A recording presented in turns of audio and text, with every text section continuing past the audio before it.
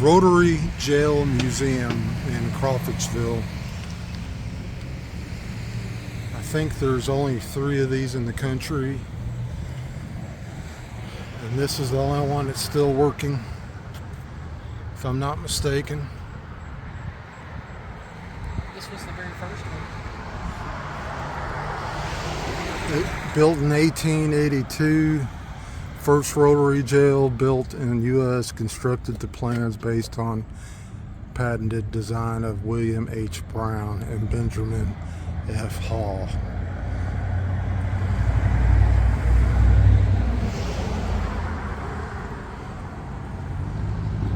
Listed in the National Registry of Historic Places in 1975.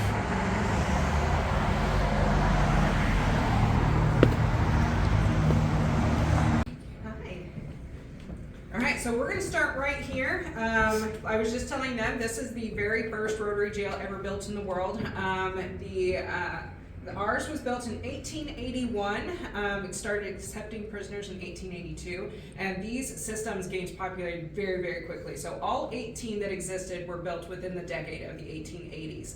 And these 3 county commissioners were in charge of overseeing the construction of this part of the building. It was going to be the sheriff's living quarters, but also being used as a government building. So that's why it's the size and grandeur that it is. The final cost of this project came in $6,000 over budget, which was a very significant charge in 1881. But we still have this beautiful building that we get to enjoy. This man right here in the larger frame is Maxwell Tannenbaum, and he's very important to us because when this jail closed down, there were plans to demolish the building to put in a business park over here. And Max Tannenbaum grew up in Crawfordsville. He went to Wabash Men's College. He then went on to Harvard and worked on Wall Street for many years before coming back to Crawfordsville to care for his mother. And when he learned that there were plans to destroy the building, he created the Montgomery County Cultural Foundation, and then he bought this for $1 at the police auction for the property. Cool. He made a protected historic land place, and we are still the only landmark, and we're still the only privately owned museum in the city of Crawfordsville. Cool. So I'm going to go through here.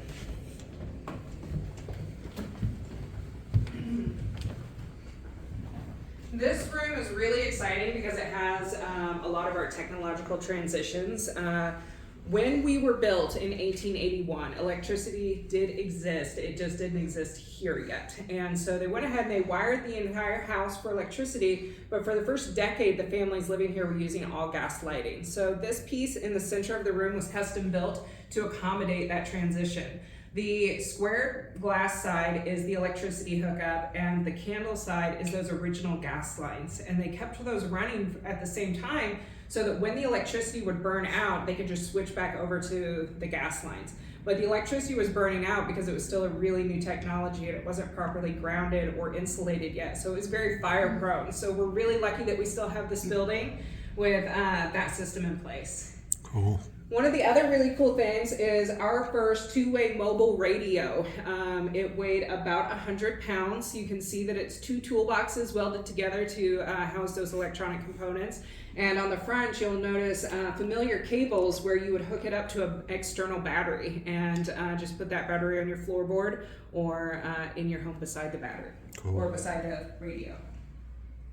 And then the other thing in here that's pretty neat is our coal burning fireplaces. Everything in this house was coal heated. So there's a coal boiler in the basement that feeds the radiators that you'll see in the jail side. And then all of these house fireplaces were coal burning as well. And because coal is not a light source, they would put these decorative cast iron fronts on it to absorb all that heat and more effectively radiate it out into the rest of the room.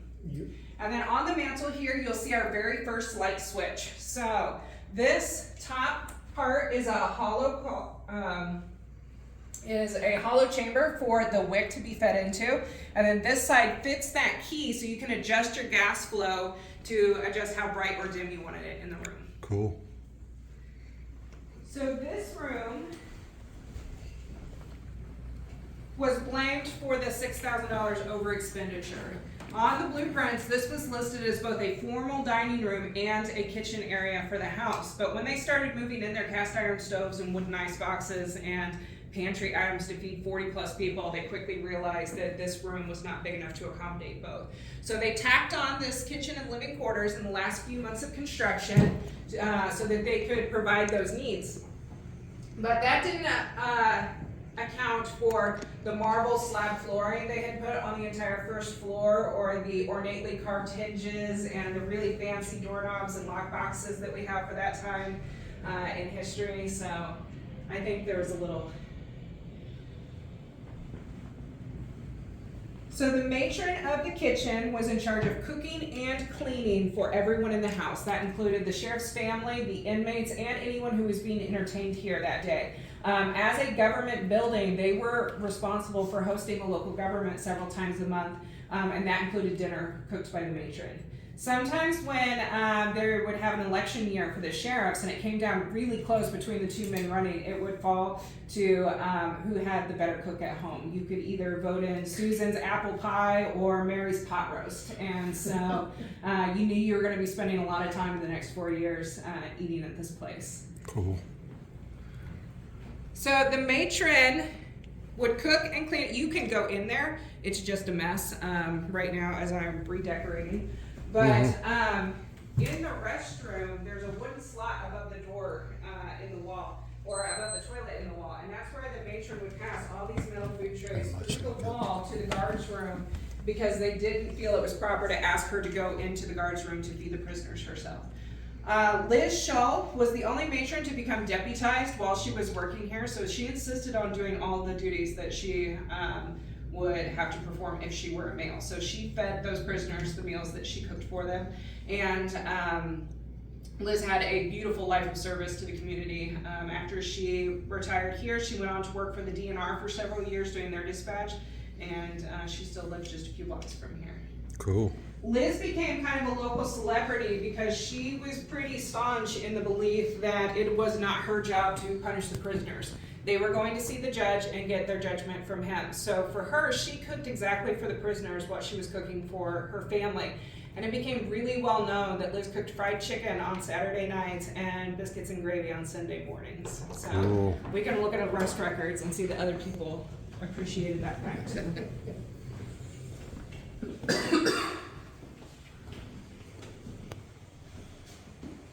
All right, so this map here shows the location of all 18 of those rotary jails that were ever built. And you'll remember that they were all completed within the same decade of the 1880s.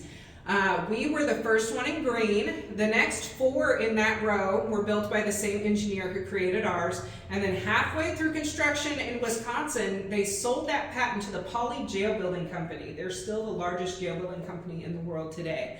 And they made this a mail order item. So we have the pages here that show how they marketed it, and you would send in your money order and the raw materials would be shipped to you. Huh. And you would put it together like your own Sears home. That's crazy. Yeah. So the reason these gained popularity so quickly is because they were designed to be completely inescapable. And that leads a lot of people to think of a prison type aspect, but these were always intended to be small town drunk tanks. The security here is only to be cost effective. Being completely inescapable meant we could hold 37 inmates in our facility with only 2 guards per shift. So you're cutting county payroll very significantly. And because we built vertically on top of each cell block instead of outwards, you didn't have to have as much land up front to build your system on. And that meant that you could also build them really close to your courthouse now and cut down on that commute time that your prisoners had with the guards. This is how you turn it? That's how I turn it. That's what I thought. I saw it on the video. Cool. So I'll have you guys follow me in here. And you'll notice also, but watch your hands when you come in here. You'll notice instead of having those cells with an individual door each, this system relies on a barrel of bars with only one entry point for each level. So you just pass the entryway for the first floor, and right above it is another entry point to load people into the upstairs cells. And these actually held 2 prisoners each, but we were used for storage for 2 years between being shut down and being a museum. So they took out those top bunks so that they could fit more items in here. These were intended for 2 prisoners each. And despite the security and the safety it offered for the guards that were working here, it was incredibly dangerous for the inmates. 49% of all of our arrests were alcohol related. And as you guys can tell in here, it's kind of stuffy. We have no climate control over this side of the building at all. So in the summer we deal with the humidity and the heat just the same as outside, and in the winter it's really, really cold. That's why we shut down for 3 months. So today was a good day to come in. Today's a good day to come in. It's usually very uncomfortable back here. But with those 49% alcohol arrests, you can see that the cots that they would sleep on are packed by this solid steel panel. That was the engineer's way to safeguard this so that you can't accidentally stretch through those bars in your sleep. But because they were so uncomfortable because of the climate and drunk, they would move their cots or their mattresses all the way down to the bars here so that they were getting the airflow from these open windows around the outer walls. But first thing in the morning when the guards would get here, they would start rotating people out of their cells. You only spent daytime in your cell if you were a violent offender. Otherwise, you were released out into this outer circle and you had more space and you were a little more self-sufficient during the day. There were toilets and showers and tables and chairs back here for them to use, but those have all been pulled out to give you more touring space. But first thing in the morning, while these guys are still asleep against the bars and it starts to rotate, their hands and feet would become easily intertwined with those bars. And our machine works really, really well. The spindle that holds these 2 cell blocks is supporting 30 tons of steel. And with the gear reduction system that they used to make it mobile, it only took about 15 pounds of human pressure to turn those 30 tons. So you have this massive amount of weight moving deceptively easily, and with these guys still asleep and disoriented against the bars, it wasn't a quick wake up. So by the time they already cried out that they were in pain, it was too late to stop those 30 tons of momentum. It would have been physically impossible. And they knew these amputations were happening from the very beginning, but it was just considered an acceptable part of the jail experience at the time. At that time in society, we still saw criminals as completely subhuman. It was believed they deserved whatever they got in the jail or prison system as a deterrent not to want to go back. So there weren't a lot of safety standards that these guards had to follow, and there were little to no repercussions for the inmates that were present to inmates. It was just viewed as, well, they're criminals. They probably deserved it. And, right. And so this worked for about 50 years that way until a man was decapitated in one of these systems.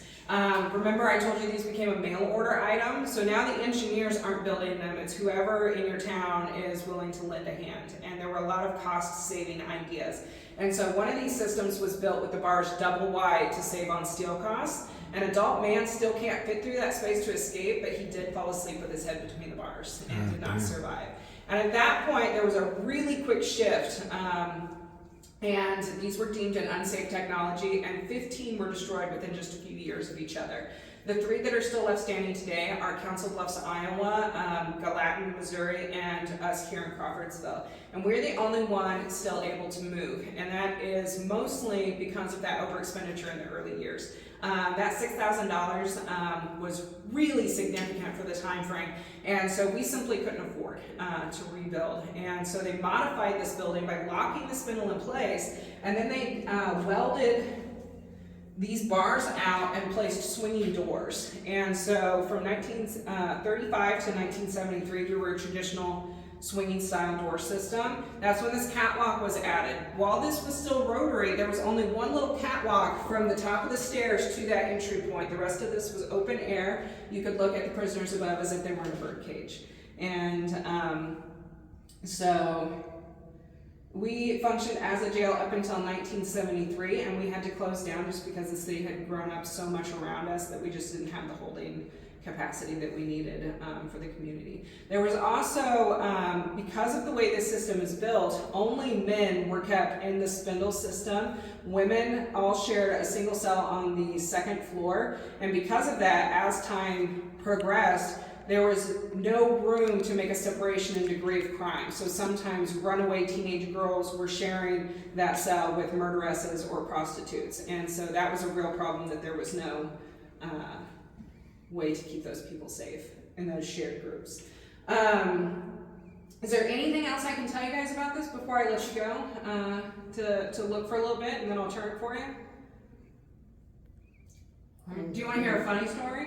Sure do. Okay, so despite the amputations that we had here, and there were a lot, we had one gentleman who found a way to exploit the amputation problem. He had a wooden leg, and back then they were not weatherproof the same way, so you had to replace them pretty regularly from wear and tear.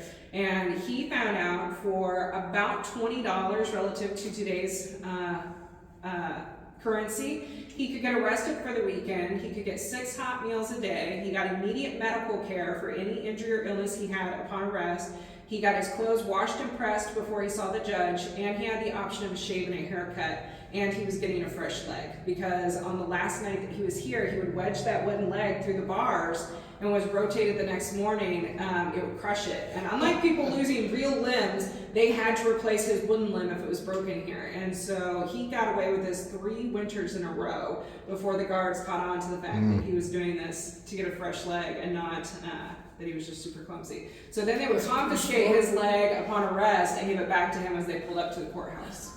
Wow. Yeah.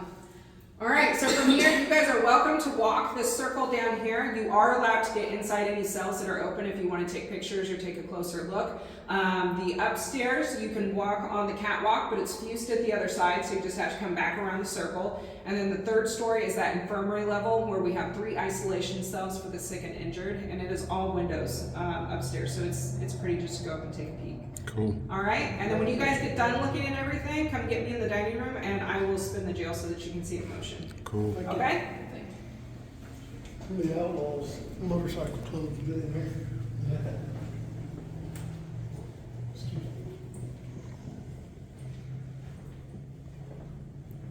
That ain't good.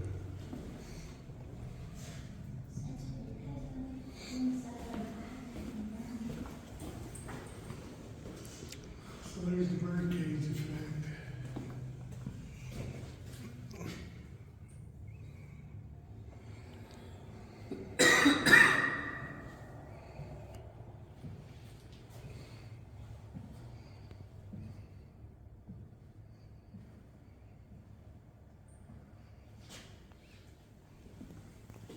Anybody need to take a nap? At least they got heat. Here's one of the old toilets. Well, I thought that was. Yeah. That's what she said on the video I Oh, watched. that was actually got its mattress on. Yeah, there's a picture of the toilet.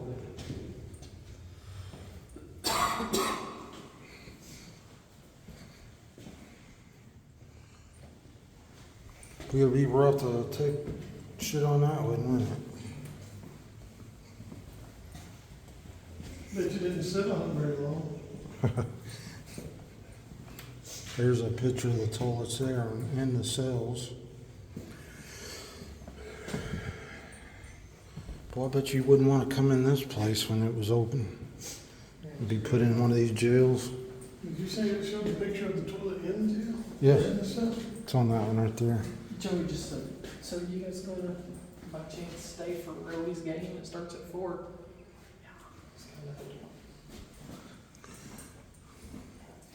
So I don't know, we might. So- We feel like we're here. Can you get out that way? Oh, she did say it's fused, you gotta walk around. Lori just found a way in. We didn't have to worry and break out the jail. Y'all want to come in here and take a nap? I asked if it could be pushed. I can try to push it. Look at the buckling system. I guess that's where you go upstairs right there, I guess. Maybe.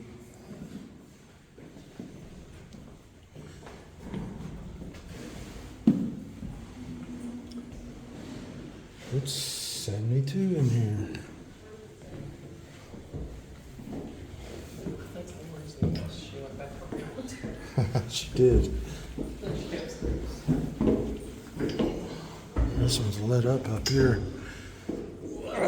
It's gonna hit steps.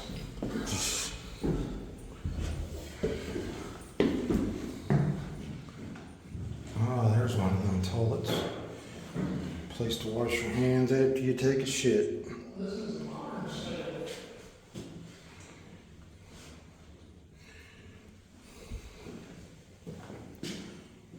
Come here, I'll shut you up.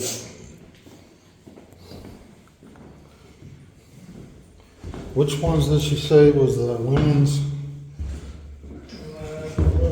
I'm gonna say this one because it's got a toilet seat. Yep, the women's cell originally featured 4 beds. I'm not gonna read all that if y'all wanna pause the video and look at it.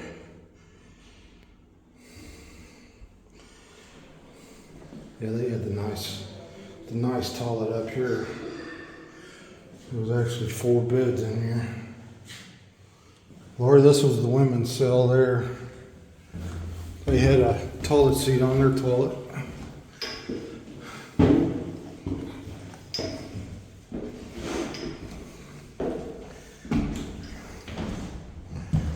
Infirmary. I'll let you read that if you want to pause the video.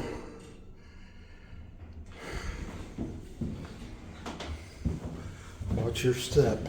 I guess a lot of the machine works in there. I got it closed off with some plexiglass.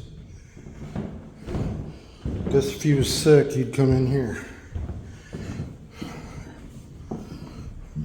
Beautiful window.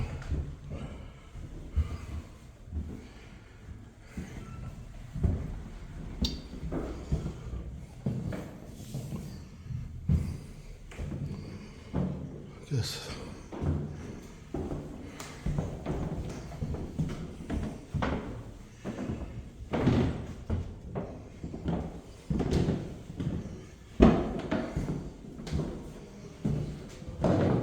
Is this the very top?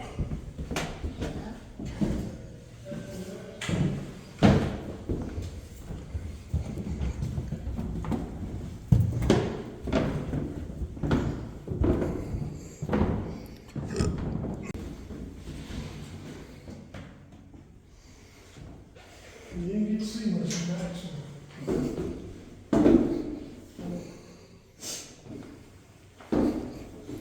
I got a good view of your bald head here, Bryce. Everybody gets that.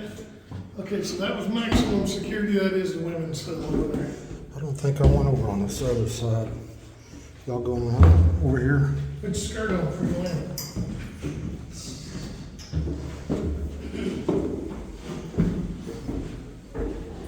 Oh yeah, we did go in this side, I forgot.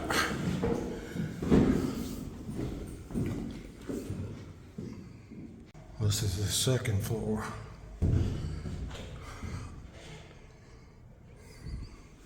So really they only had 2 floors.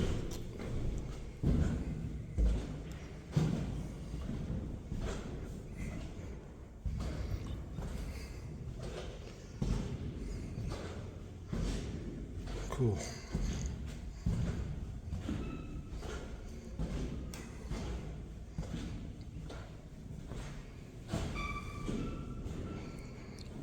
All the jail cells about the same.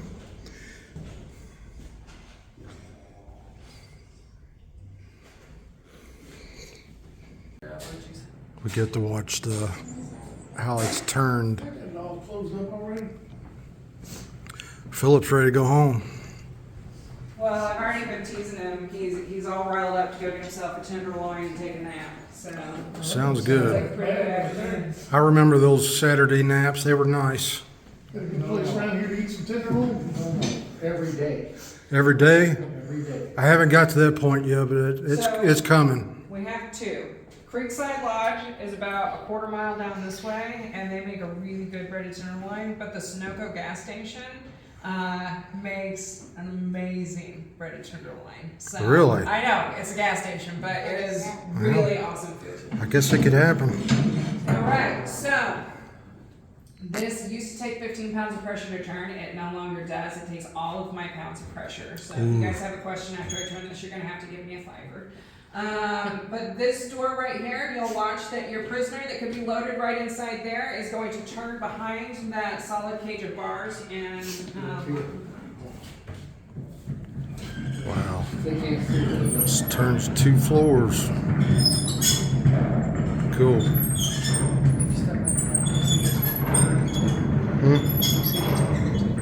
This thing might be backing up. I can see it. They'll turn at the same time. Yeah. That one and this one, they'll turn at the same time. Did it used to be easier at one time? yeah. And it's amazing. It's actually harder to turn it slow because once it gets going with the momentum, it really carries a lot of its own weight.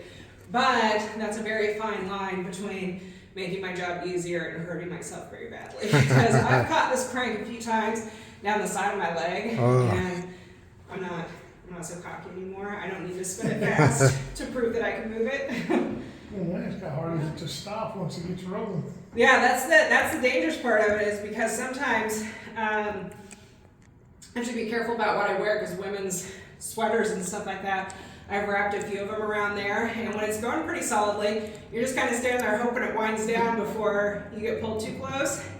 I also used to have really long hair, and a few times I'd see it start to wrap, and that was enough to scare me, and I was like, I like my job more than my hair, so I'm going to just give that a I'm trim. glad I was never a jailer. I'd have all my deputies standing here just going at it, taking turns, and get everybody sick. So how many jailers were there working per shift? So we only had 2 guards work per shift with the sheriff that was living in his residence. Ah. So this whole facility could be ran on 3 people because of the security and the way that you can control. That was the whole access. idea behind it, wasn't it? Where Yes, they wouldn't it was to be inescapable so that you could save money by decreasing your workforce and your footprint of building these systems. So was there anybody escaped it? So No, you're getting it. we never had anybody escape from the spindle. Uh-huh. And we did have somebody escape from the infirmary once, but that's, Oh, cool. those were the cells that had their own individual Yeah, they didn't- door and they wasn't lock part and of privacy that. to work at it. That was the whole concept of this, is that the prisoners never had privacy. The guards had a tandem desk right here, and while they were here, they could watch both entry points to this system, so that accounts for 32 men. They can see the maximum security door and the women's cell from right here in this room. The only people they can't lay eyes on are the men in the infirmary level in those isolation cells, with the idea that they're sick and injured, so there's less of a chance of them trying to escape anyways. So the 2 that were executed and hung, was that in 1885? 1885 and 1886. 1886. Okay.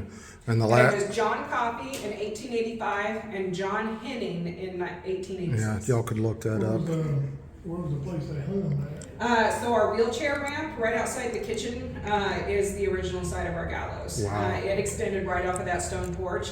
If you go into Right the around the kitchen, side there. yeah, right back here from the kitchen. And so in the kitchen there are 2 framed newspapers. If you look in the center of the lower framed one, you'll actually see a diagram of the gallows and how it was situated. Wow. And then this is the eye of the noose, or eye of the gallows. It was actually attached to the scaffolding, and this is what the noose would be fed through. So it would just spin yeah. with the rope on there. Man, they had that down to a science, didn't they? They did. And then, Barber chair. yeah, so that was with your option of a shave and a haircut before you saw the judge. And then this right here is actually the first neon that was in Montgomery County as well. It used to hang outside the building, right over this door.